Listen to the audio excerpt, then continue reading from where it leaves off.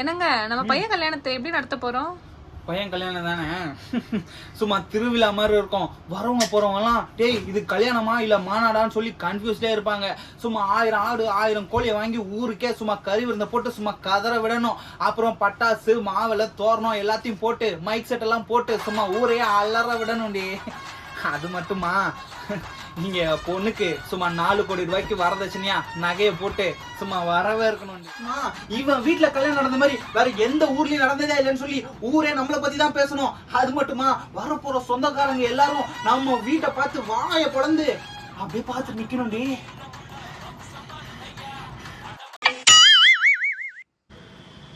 என்னங்க நம்ம பையன் கல்யாணத்தை ஜாம் ஜாமுன்னு நடத்திடலாம்ல?